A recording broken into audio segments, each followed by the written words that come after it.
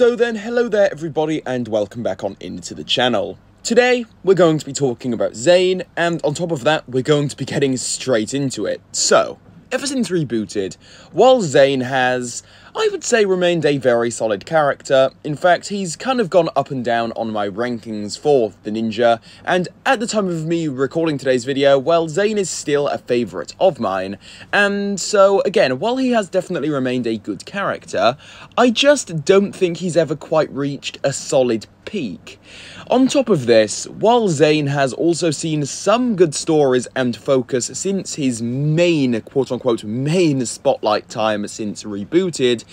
well, he hasn't exactly had a season all to himself, and before I get the comments saying, what about Season 11? Just for the record here, I don't necessarily really count Season 11 as an actual Zane season, because, sure, while he was the Ice Emperor and was a main factor in the Ice chapter, I mean, the Ice Emperor and Zane are completely removable things, you know. The Ice Emperor doesn't necessarily need to be Zane. If the Ice Emperor wasn't Zane, then honestly nothing would really be changed for the most part, so ultimately Zane wasn't really a massive factor within Season 11 in general. Nothing really pushed his story and character forward in this time. The Wild Brain era in general just did a good job at butchering Zane as well, which I know sounds harsh, but ultimately I would say that the Wild Brain era, Season 11 to Crystalized, well,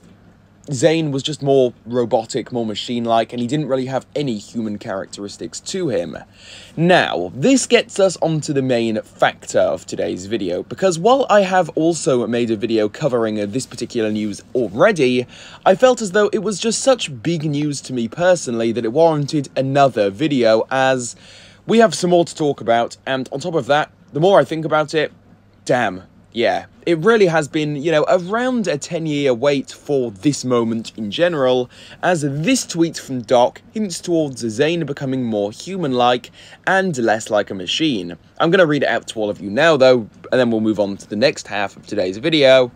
So, essentially, long story short, somebody asks him on Twitter, you know, can Zane become more human-like, because he's felt more and more like a machine and a plot device than a character itself, which breaks my heart. And then Doc responded with, quote, valid criticism, let's see what we can do. If this is bringing back any memories for any of you watching today's video, again, as I say, this is because I've already made a video just kind of talking about that news, but again, I felt as though it was just such a big moment that I've got to talk about it again in a slightly different spotlight, as this could very well mean we will be seeing a lot more of him in general, and even just aside from that, Zane won't be as much of a robot, because clearly Doc has expressed some interest in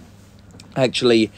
steering Zane away from being literally nothing but a robot and just a machine, which was the direction he was heading in with the Wild Brain era, which again was really not a good time for Zane, because Zane was never really like that. His whole point was that he's a robot with human characteristics, and, you know, him discovering more of his human side, that was literally the whole point of Zane. He was never meant to be just a machine that gives out facts, and I suppose, like,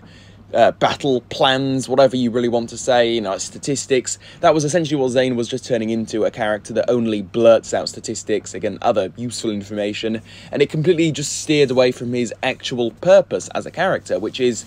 again, a robot with human characteristics, and hopefully, since Doc has clearly expressed some interest in bringing Zane back to his former glory, hopefully this means that in the future, we'll be seeing a lot more of this. And what makes this even more hopeful, on top of everything I have already just talked about here, is the fact that there's already some sort of mystery going on with Zane's story. We've already had hints towards us finding out what happened to Zane after the merge, and so there's clearly already a story being set up around Zane, and all of these tweets on top of this just go together even better, I guess you could say, and it just makes everything become so much more interesting,